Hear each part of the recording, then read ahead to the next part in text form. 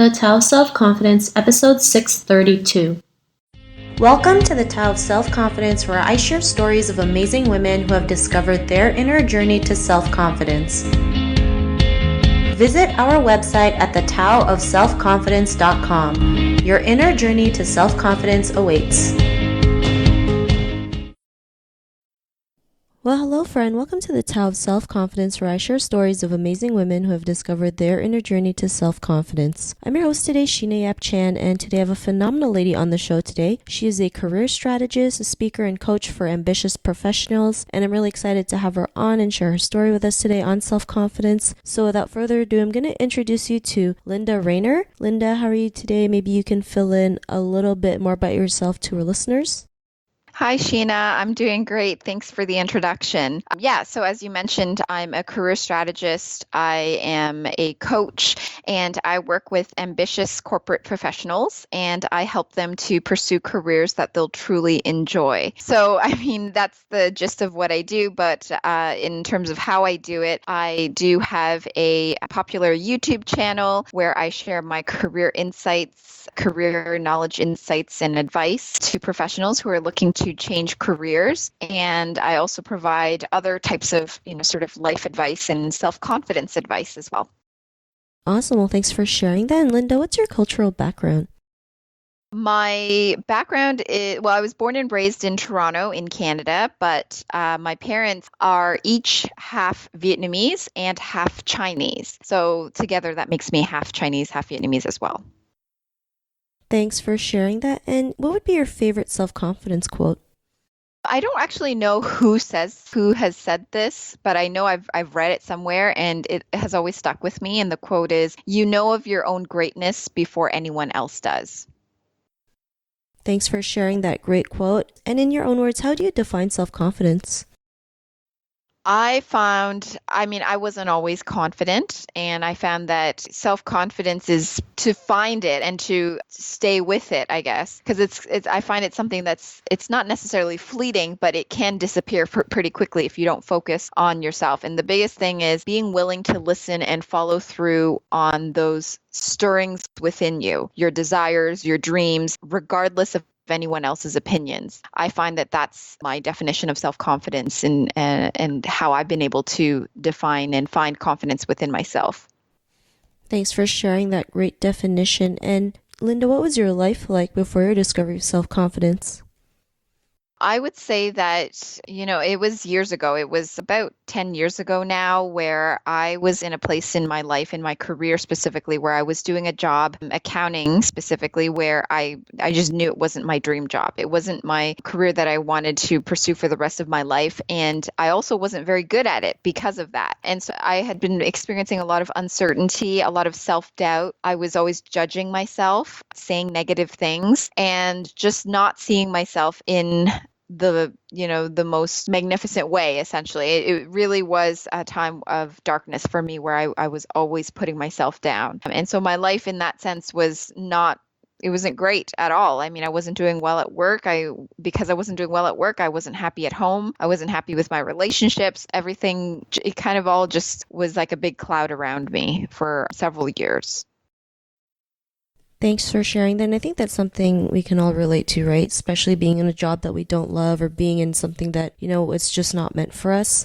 Sometimes, we probably stare at our computer screen, or we're in a cubicle thinking like, is this it? Like, there has to be something better out there. There has to be something more. And, what was that point in your life when you realized you can go out there and do and be more and, have that confidence? What was that aha moment?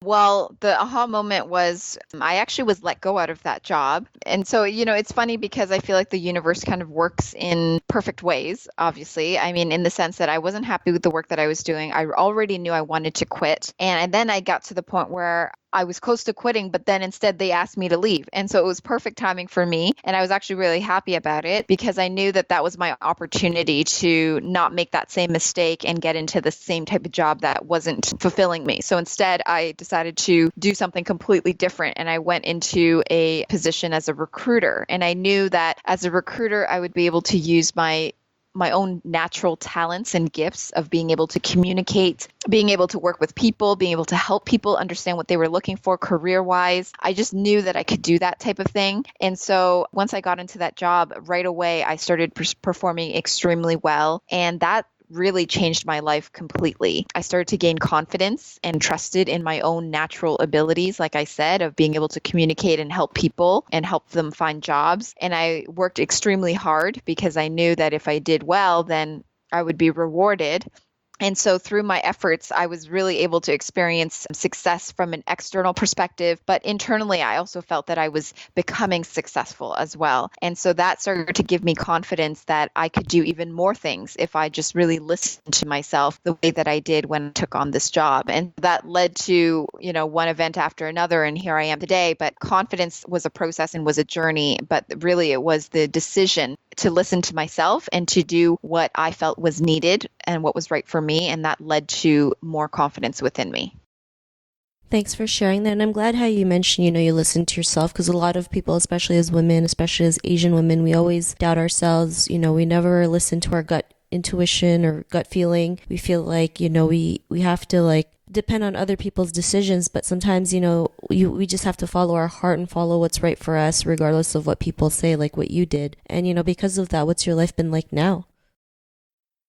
Oh my gosh, my life now is completely different. I mean, first of all, now I run my own business. I'm a career coach, like I said. I run an online business. I can work from anywhere. And I am now at a point in my life where I only listen to my inner voice for the most part. Because I've learned to trust the voice that's within, not the negative self-talk voice, but the true voice that is always has my best interest in mind. I've learned to really tap into that and make decisions for my business, my career, and my life that have really given me more meaning and have fulfilled me from an all-round perspective. So just as an example, this year I made the decision with my husband. I had this strong inkling always that I wanted to move to Hawaii one day. And, we always say one day, meaning maybe like 10, 15, 20 years from now when we're retired or, whatever that is. But it ended up being that this year I said, you know what, we can do it. So why not? And so we ended up on this journey of looking for a home here in Hawaii, which is where I'm at right now. And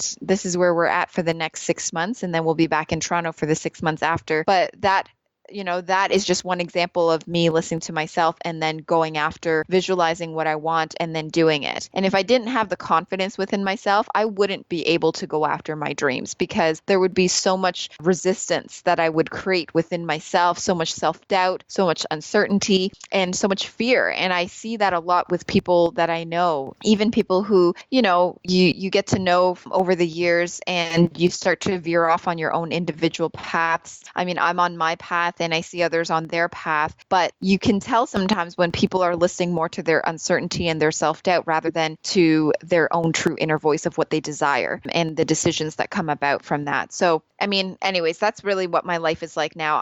I'm so much happier. I'm so much more fulfilled. The work that I do, I still love it because it's the work that I know I'm meant to do. And I can only see bigger and better things for myself as I move forward with every decision and every inkling that I get within me. Thanks for sharing that. And, that's amazing that you're able to move to Hawaii. I did the same thing, because I live in Toronto and I just had that same feeling that I just wanted to move there. I had no idea why, but, I also made that leap even though people thought I was nuts, but it was probably one of the best decisions I've ever made. Hawaii is a beautiful island. The energy there is amazing. It's just such a special place. So, I'm glad you did the same thing, and I'm sure you'll be able to, enjoy it, of course, and, find the beauty of the island and the people. So thanks for sharing that. And, to the woman who's listening to your episode, she may be in her own journey to self-confidence. What would be that one tip you would give to her? The one tip I would say is that just know that there is more to you than the negative self-talk that you hear. You have to be willing to discover who you truly are by being willing to listen to your true self, listen to those true desires, and follow through with that. But you have to also be willing to do the work of discarding all that negative self-talk and those negative self-beliefs. So, it's not really one thing, I guess. I have multiple things to say, but I really would say, be selfish, place your priorities about your career and what you want first, but above anyone else's, because that is what's going to open up the door for you to really listen to what else you want with your life. Thanks for sharing those great tips. And if our listeners wanted to get to know a little bit more about you and what you do or check out some of your work, is there any links or social media profiles we can connect with?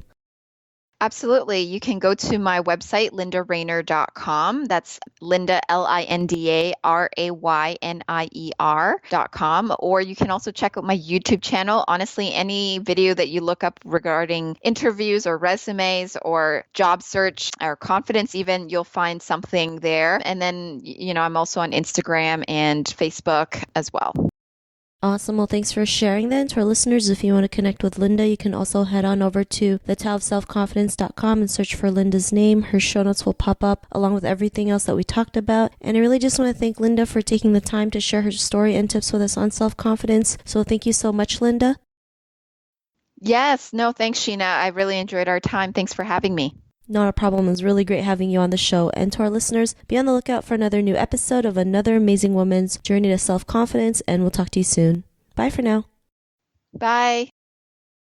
Thank you for tuning in to another amazing episode of The Tao of Self-Confidence.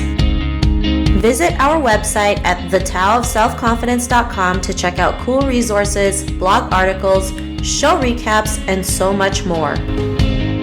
Your inner journey to self-confidence awaits.